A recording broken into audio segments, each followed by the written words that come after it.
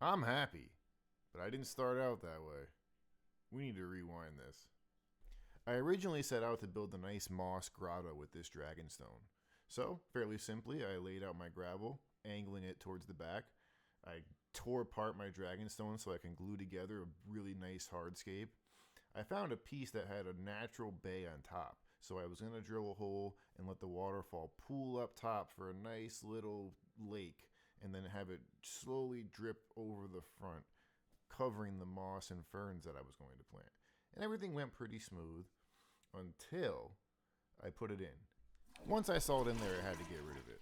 That's when the fun started. I cleaned it very well, no debris, and I restarted. I immediately thought I needed to build a Betta Bowl. So I went and got some driftwood pieces that I had laying around, and I set out. I boiled them, got rid of all the tannins. I had plants, everything was set. It didn't take me all that long to figure out the hardscape. I wanted to keep it simple. The only thing I knew for sure is I wanted the top of the wood poking out, and I'll show you why later. I used activated aquarium gravel as the base. It had beneficial bacteria already in it, so I spread it out evenly. On top I put sand and Fluval's biostratum. Reconfiguring the hardscape was fun. I used aquarium silicone to hold everything together, and before it dried, I sprinkled sand on it to cover it up. This is going to be a heavily planted tank, so I wanted to use a lot of black. Black sand, black glue, black dirt.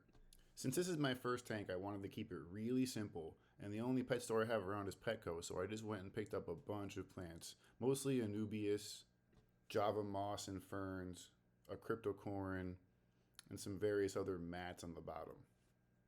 To be honest, planting them was a little bit harder than I thought. But when I filled it up with water, it was a bit cloudy, so I did a 50% water exchange. After the exchange, the water looked pretty good, so I continued on planting and filling in the gaps. I added some frog bite on top. I thought the floaters would look good, and I put the fish in to acclimate. I wasn't done though.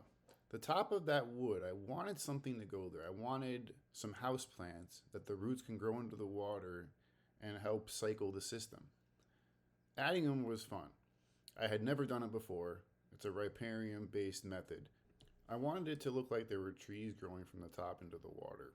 So I added 3 different pieces of this. One lesson I learned is to only glue the tree trunk and not the roots. It instantly killed one of my pieces.